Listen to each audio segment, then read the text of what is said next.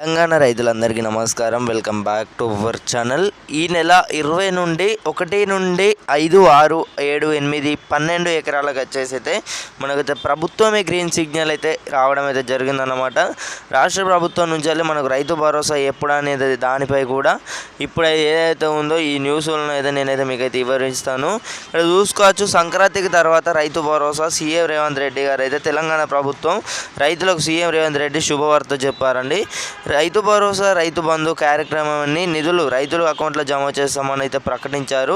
సంక్రాంతికి ముందే, అంటే మనకి ఏదైతే సంక్రాంతి ఉందో ఈ జనవరి నెలల్లోనే రైతు భరోసా జనవరి 5 నుంచి జనవరి 12 లోపు అయితే రైతుల ఖాతాలో అయితే డబ్బులు అయితే పడాలని ఏదైతే ఉందో ప్లాన్ అయితే జరుగుతుందన్నమాట. వచ్చే నెలలో రైతులందరికీ రైతు భరోసా ఇస్తామని గతంలో మాదిరిగా రైతులకు అన్ని రకాల పనిముట్ల రాయితీపై అందజేసిన చర్యలు తీసుకుంటామని మంత్రి తుమ్మల నాగేశ్వరరావు అయితే పేర్కొన్నారండి.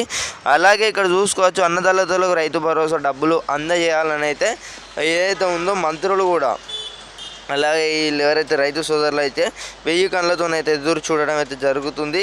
అంటే భక్తి విక్రమార్క అయితే స్పష్టం చేశారు.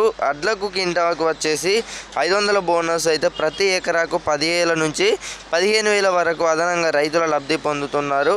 బట్టి వివరించారు. ప్రజాపాలన ప్రభుత్వం రైతుల కోసమే పనిచేస్తుందని అయితే చెప్పడం అయితే జరిగింది.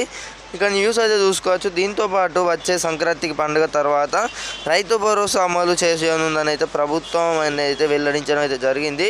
తెలంగాణ ప్రభుత్వం ఏమైనా చేయాలి, రైతులకు రైతు భరోసా అంది తీరాలి, అదే న్యాయం. ఎందుకంటే రైతులు నానా ఇబ్బందులు పడుతూ పంటలు పండిస్తున్నారు. ఎరువులు, పురుగు మందులు ధరలు విపరీతంగా పెరిగాయి. మార్కెట్లో ధాన్యం కొనేటప్పుడు 100 వంకలు పెడుతున్నారు. చేతికి సరిగ్గా డబ్బు రాకుండా చేస్తున్నారు.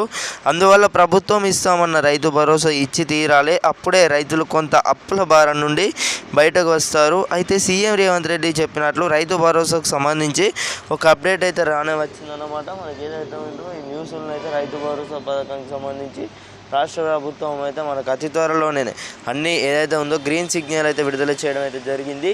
5 నుంచి 12 ఎకరాల వరకు, అంటే 1 నుండి 12 ఎకరాల వరకు అయితే డబ్బులు అయితే ఏదో విధంగా అప్పుడు మనకి ఏదైతే యాసంగి సీజన్లో డబ్బులు పడ్డాయో అదేవిధంగా రైతుల ఖాతాలను అయితే జమ చేయనున్నట్లయితే తెలుస్తుంది.